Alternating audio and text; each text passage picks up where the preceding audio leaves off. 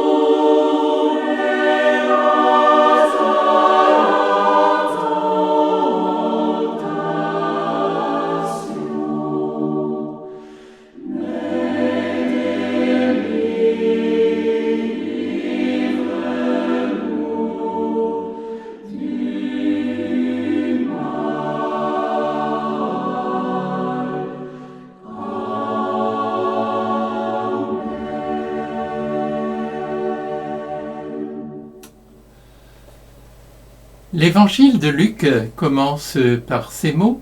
Chaque année, les parents de Jésus se rendaient à Jérusalem pour la fête de la Pâque. Quand il eut 12 ans, ils montèrent en pèlerinage suivant la coutume. À la fin de la fête, comme ils s'en retournaient, le jeune Jésus resta à Jérusalem à l'insu de ses parents. Seigneur Jésus, le jour de la présentation, tu es entré pour la première fois dans le temple de Jérusalem et la gloire de Dieu était sur toi. Aujourd'hui, à 12 ans, tu entres dans le temple comme fils. Ta première parole, rapportée par l'évangéliste, le montre clairement. Il me faut être chez mon Père. Luc 2, 49.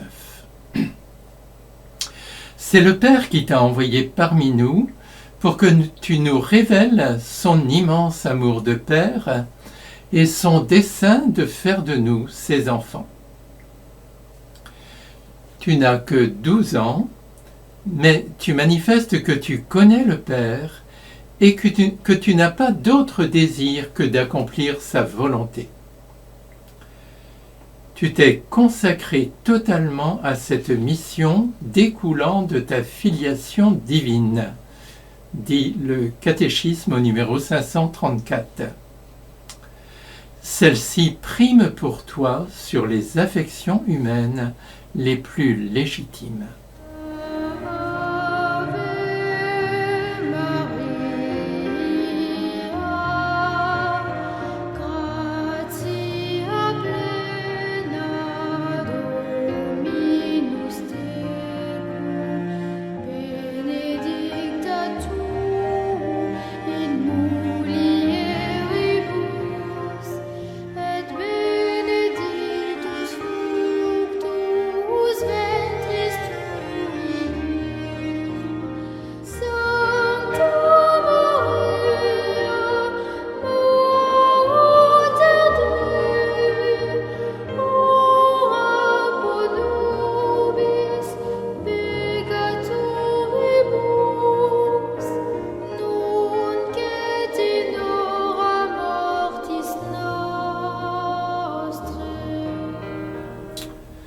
Luc poursuit.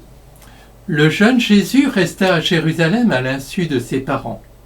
Pensant qu'il était dans le convoi des pèlerins, ils firent une journée de chemin avant de le chercher parmi leurs parents et connaissances. Ne le trouvant pas, ils retournèrent à Jérusalem en continuant à le chercher. C'est au bout de 3 jours qu'ils le trouvèrent dans le temple, assis au milieu des docteurs de la loi. Il les écoutait et il leur posait des questions.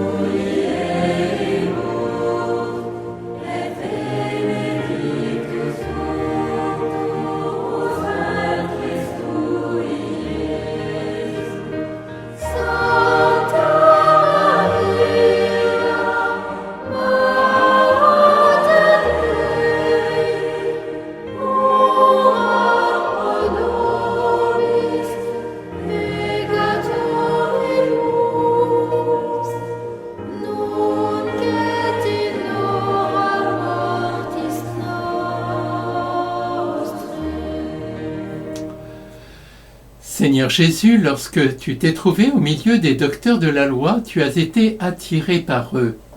En effet, ils avaient pour fonction propre la recherche de la vérité, la mission de guider le peuple dans l'accueil de la loi et de le préparer à la venue du Messie. Toi qui es venu pour être le témoin de la vérité, tu brûles de les conduire à la vérité tout entière. d'autant plus que cette vérité, c'est toi. Tu le diras plus tard, en Jean 14, 6. Tu viens achever et parfaire la révélation de l'amour infini du Père pour les hommes, qu'il veut sauver et adopter comme ses enfants bien-aimés. Comme le dit le Concile, la profonde vérité que cette révélation manifeste sur Dieu et sur le salut de l'homme resplendit pour nous dans le Christ, qui est à la fois le médiateur et la plénitude de toute révélation.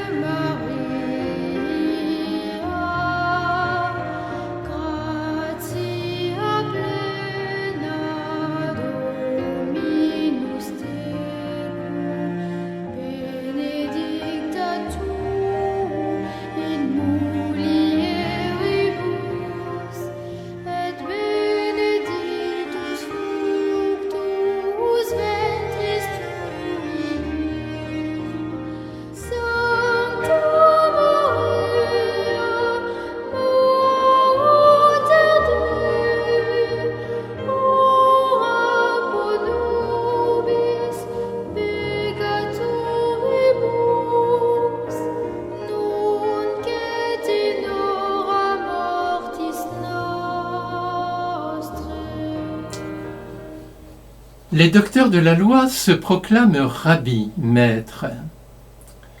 Mais tu leur diras plus tard, Seigneur Jésus, qu'il n'y a qu'un seul maître, c'est toi, Jésus.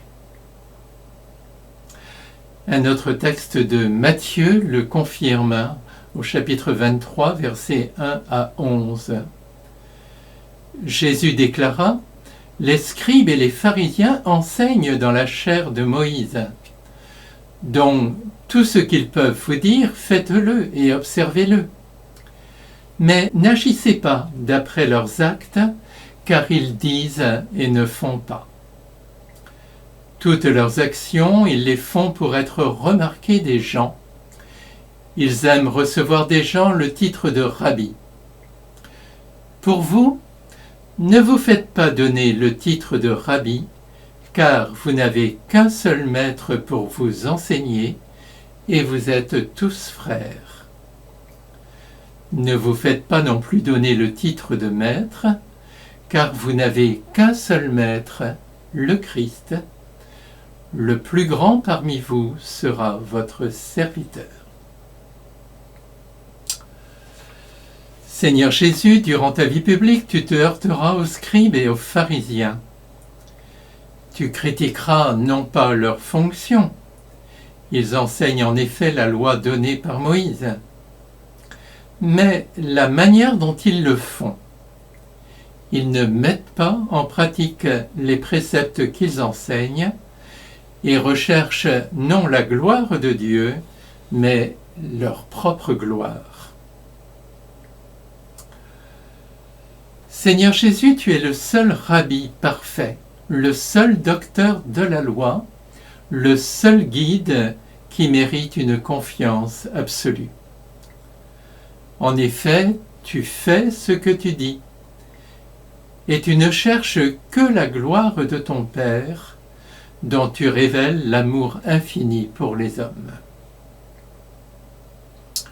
Aujourd'hui, tous ceux qui dans l'Église exercent une fonction d'enseignement, des théologiens ou catéchistes, doivent la vivre dans l'humilité et dans la docilité à l'Esprit Saint qui seul permet d'accéder à la vérité tout entière, comme tu le diras Jésus en Jean 16, 13.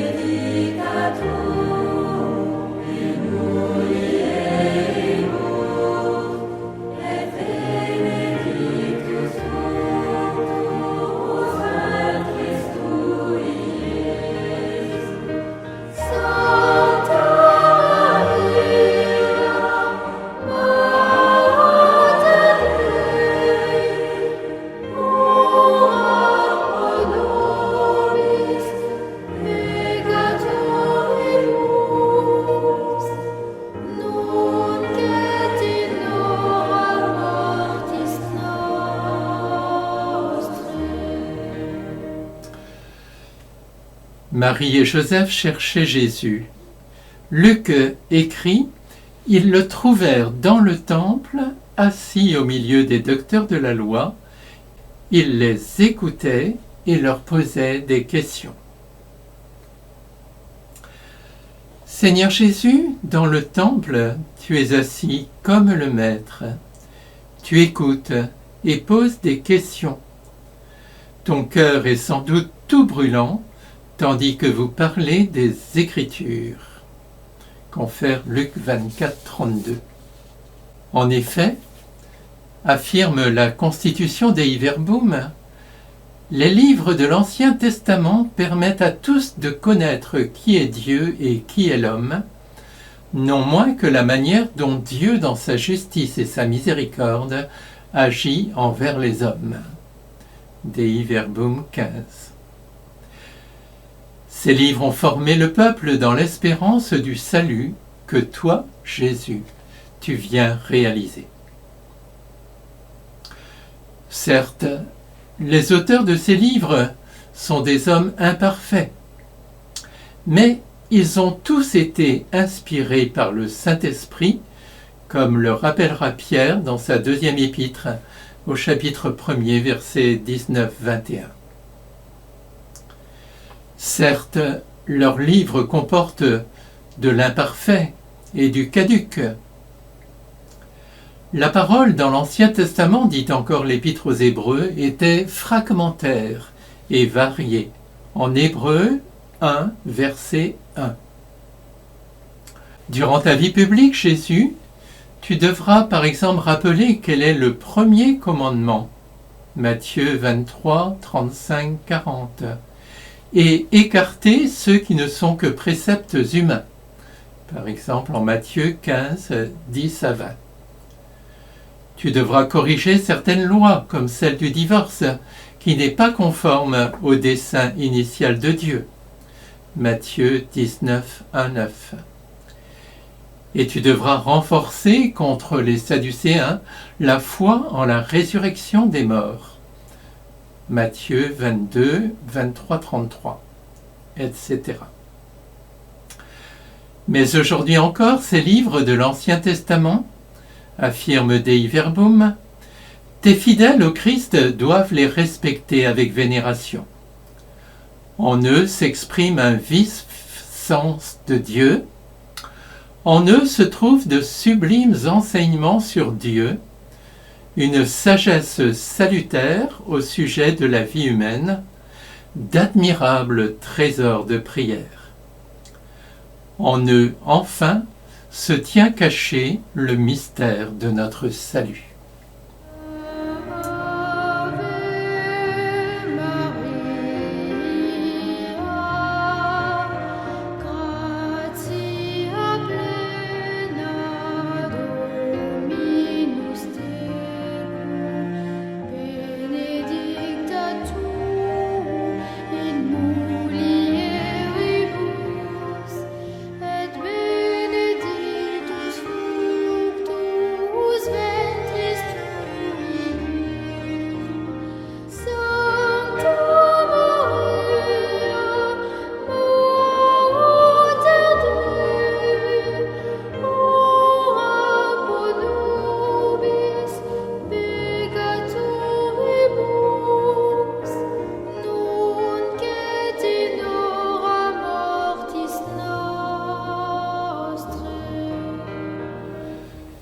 Si l'Ancien Testament révèle Dieu, toi Jésus, tu le fais à la perfection, car tu es le Verbe même de Dieu.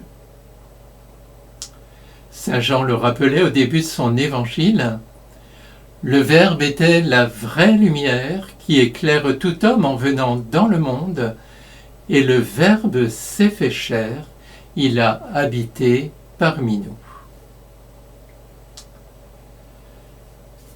Seigneur Jésus, au milieu des docteurs de la loi, tu es le Verbe fait chair, la parole d'amour de Dieu aux hommes, par laquelle il nous a tout dit ensemble et en une seule fois, comme a dit Saint Jean de la Croix. Tu Tu es, dit encore le catéchisme, la parole unique, parfaite et indépassable du Père, au numéro 65. Et je reprends maintenant quelques affirmations aussi de Benoît XVI dans Verbum Domini, au numéro 9. Tu es réellement depuis toujours, et depuis toujours tu es Dieu. C'est par toi et pour toi que tout a été créé. En Marie comblée de grâce, tu t'es fait chair et tu as habité parmi nous, donnant ainsi au Verbe un visage que les apôtres ont pu contempler. Durant ta vie publique, tu annonceras aux hommes les paroles de la vie éternelle, comme dit Jean, chapitre 6, verset 68. Tu leur annonceras la bonne nouvelle du salut et réaliseras celui-ci à travers le mystère pascal.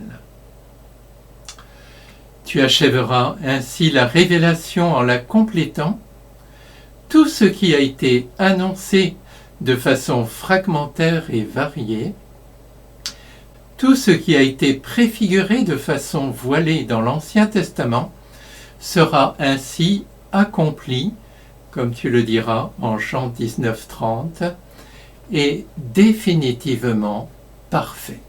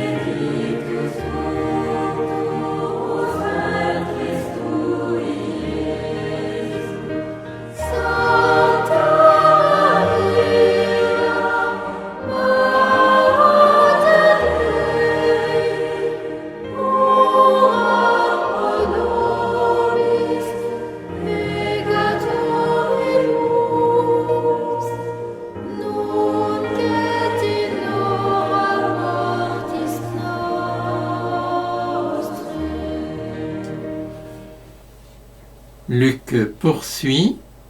Jésus les écoutait et leur posait des questions, et tous ceux qui l'entendaient s'extasiaient sur son intelligence et sur ses réponses.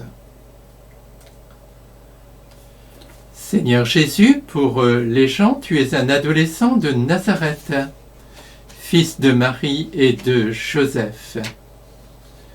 D'où te vient donc ton intelligence exceptionnelle?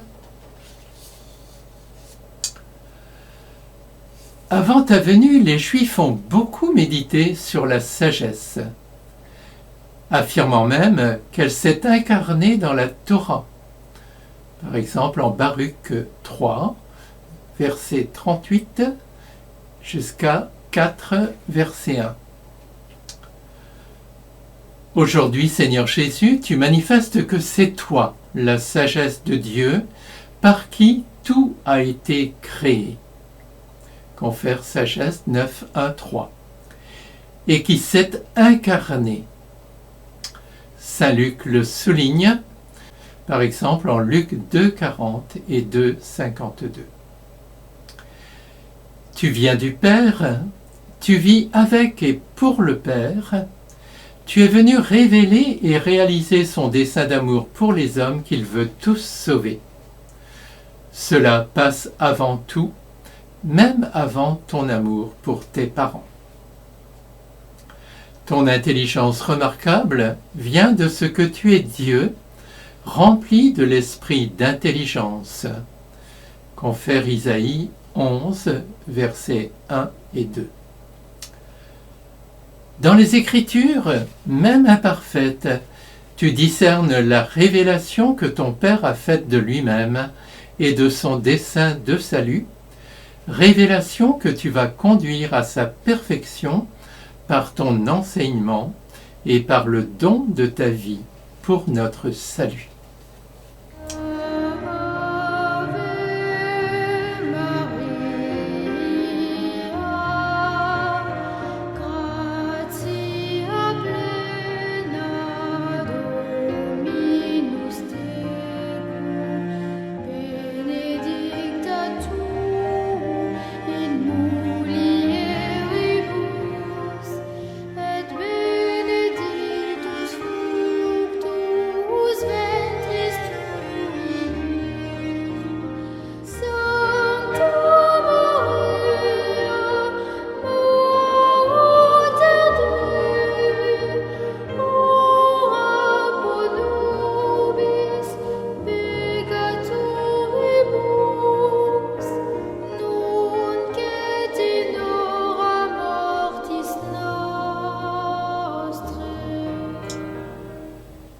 Luc nous dit alors, en le voyant, ses parents furent frappés d'étonnement.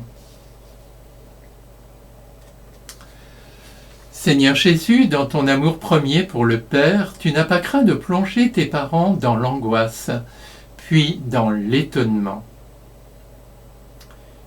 Luc dit encore, c'est au bout de 3 jours qu'ils le trouvèrent dans le temple. Ces 3 jours sont une prophétie de ta passion, de ta mort et de ta résurrection.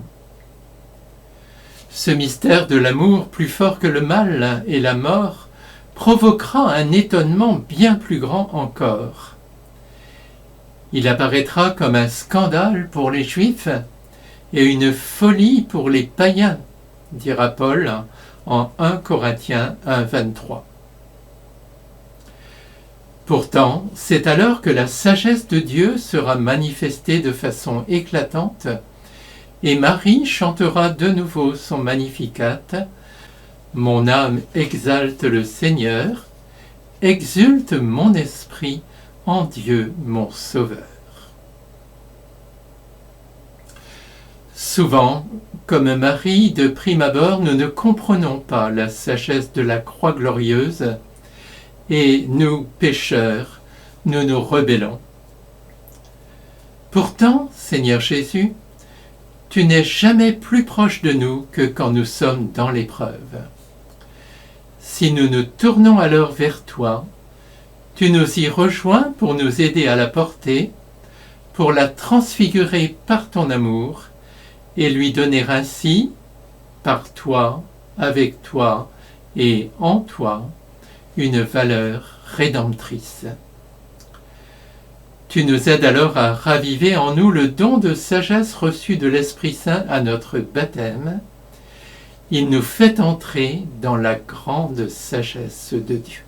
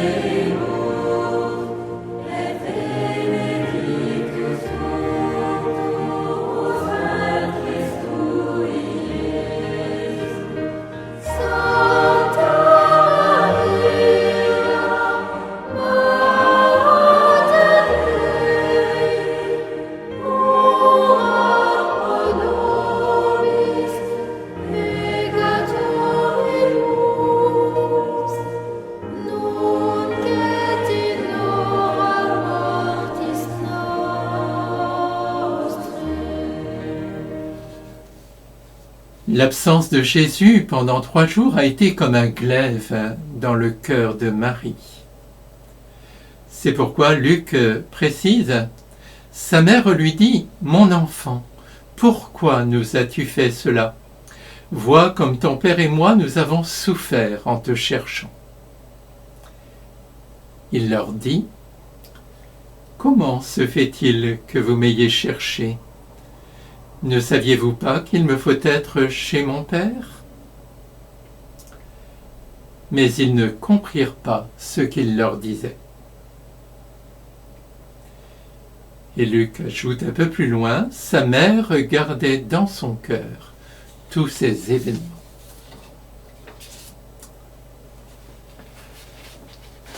Mère du Sauveur, pendant 3 jours, tu as cherché celui que ton cœur aime, comme dit le Cantique au chapitre 3, verset 1. L'ayant retrouvé, tu ne lui adresses pas de reproches, mais tu lui exprimes ta grande souffrance, qui a été d'autant plus intense que tu l'aimes d'un amour parfait. Sa réponse te surprend. Ne saviez-vous pas qu'il me faut être chez mon Père ? Comblé de grâce, tu sais que Jésus est le Fils du Père éternel, mais tu ne sais peut-être pas encore que votre séparation un jour sera terriblement douloureuse. Lorsque sera venue l'heure pour lui de passer vers le Père, comme dit Jean en 13:1, il s'avancera librement au-devant de ses ennemis. Il sera jugé et condamné par ces docteurs de la loi qui l'écoutent aujourd'hui et par le Sanhédrin qui refusera de croire en lui. Il sera crucifié par les Romains et mis au tombeau pendant 3 jours, te laissant seul avec ton immense douleur dans l'attente de sa résurrection. Aujourd'hui, Jésus te prépare à cette heure. Pour toi, affirme Benoît XVI, quelque chose de l'épée de la souffrance dont avait parlé Siméon devient perceptible. En attendant, tu gardes dans ton cœur tous ces événements, tu les médites, et l'Esprit Saint, par le don de sagesse, te prépare à vivre le mystère de la croix rédemptrice auquel Jésus t'associera.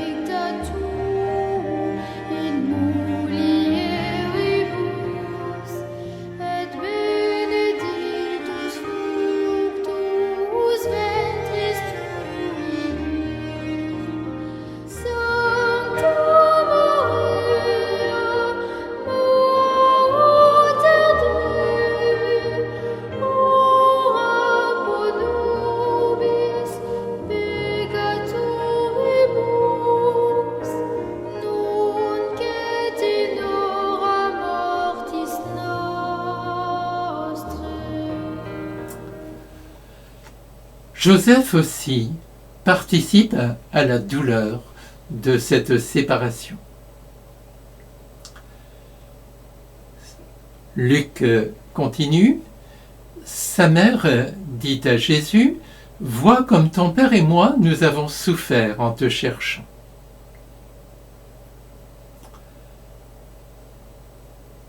Ton père et moi. Saint Joseph, c'est la seule fois où Luc t'appelle Père de Jésus. Cette paternité adoptive, tu l'as assumée depuis que l'ange t'a invité à prendre chez toi Marie, ton épouse, puisque l'enfant qui était engendré en elle venait de l'Esprit Saint. Matthieu 1:20. Tu es conscient d'être le dépositaire du mystère de Dieu, comme a dit Jean-Paul II, ta paternité va prendre une nouvelle dimension, car c'est toi désormais qui vas former Jésus à son futur métier. C'est pour cela que Jésus, guidé par le don de sagesse, décide de te préciser dans quel esprit tu devras vivre ta responsabilité.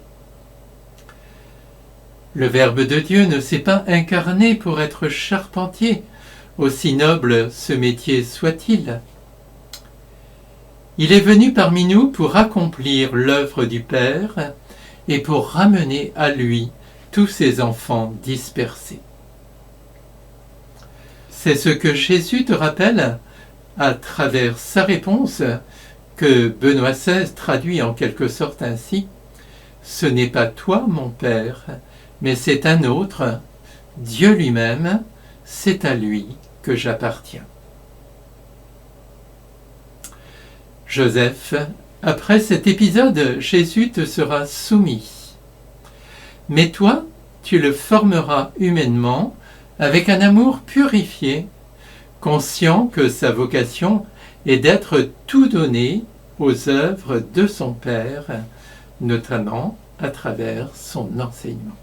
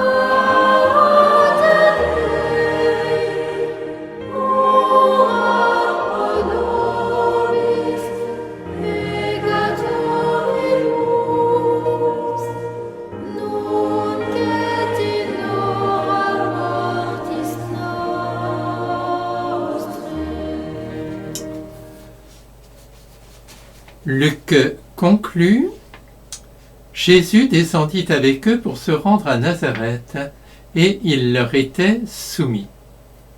Sa mère gardait dans son cœur tous ces événements.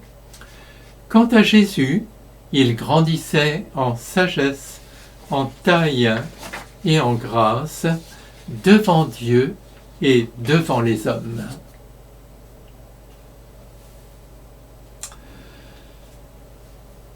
Benoît XVI commente: après cet épisode où il a fait resplendir l'obéissance la plus grande dans laquelle il vivait, Jésus revient à la situation normale de sa famille, dans l'humilité d'une vie simple et dans l'obéissance à l'égard de ses parents terrestres. Seigneur Jésus, comme dit aussi le catéchisme au numéro 531, tu mènes désormais une vie quotidienne sans apparente grandeur, vie de travail manuel, vie religieuse juive soumise à la loi de Dieu, vie dans la communauté. Et selon le catéchisme, ta soumission accomplit parfaitement le 4e commandement, et elle est l'image temporelle de ton obéissance filiale à ton Père céleste. C'est le numéro 532. Marie et Joseph, votre amour a été purifié et renforcé par l'épreuve. Vous êtes pour toutes les familles, affirme Benoît XVI, un modèle d'amour conjugal, de collaboration, de sacrifice, de confiance dans la divine providence, de travail et de solidarité. Mère du Sauveur, pour toutes les mamans, tu es un modèle d'amour parfait. Et toi, Saint Joseph, pour tous les pères, un modèle parfait. À vous, Jésus, Marie et Joseph, Sainte Famille de Nazareth, nous confions toutes les familles de la terre comme l'ont fait nos derniers papes.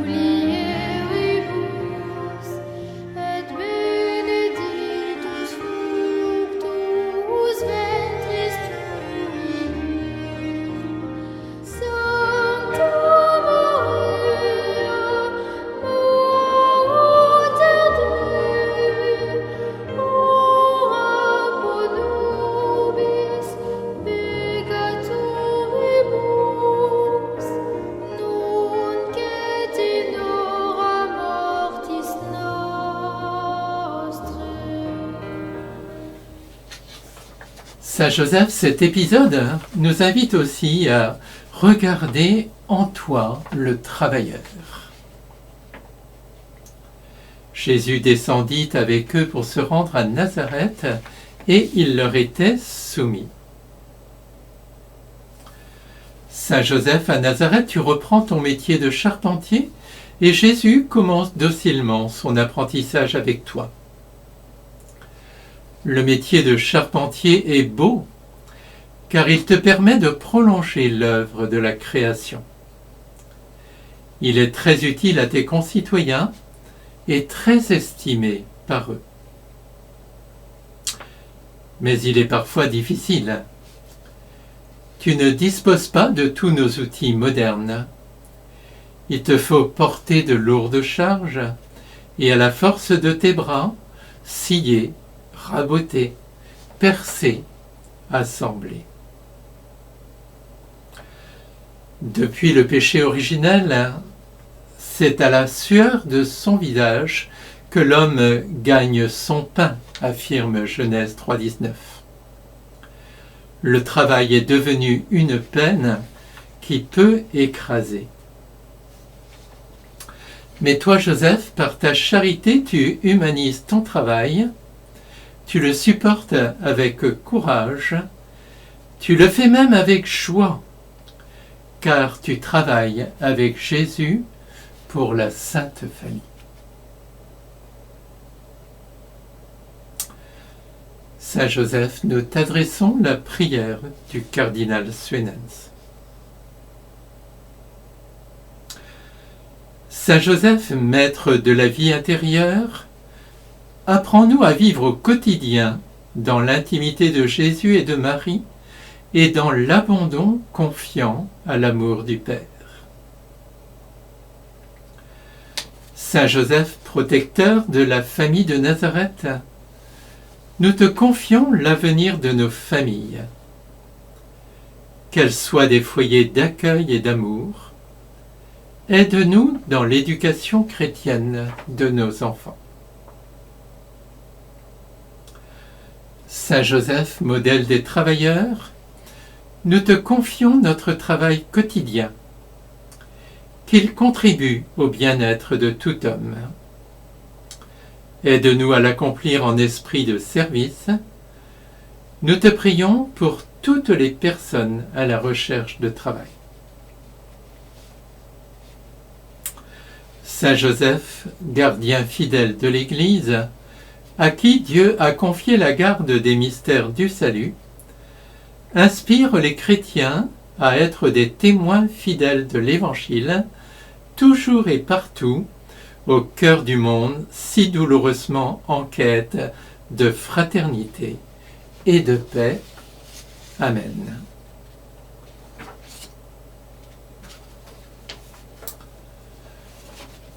Rendons gloire à Dieu pour tout ce qu'il nous enseigne à travers l'exemple de la Sainte Famille de Nazareth.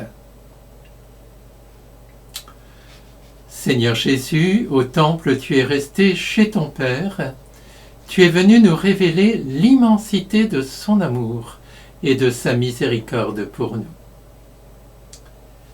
Tu es le Fils bien-aimé du Père, le Verbe de Dieu, la sagesse incarnée, notre seul Maître, notre Rédempteur et notre Sauveur. Tu es rempli de l'Esprit Saint qui te donne en plénitude tous ses dons, en particulier les dons d'intelligence et de sagesse. Par toi, avec toi et en toi, nous disons, gloire au Père et au Fils et au Saint-Esprit, comme il était au commencement, maintenant et toujours, et dans les siècles des siècles. Amen.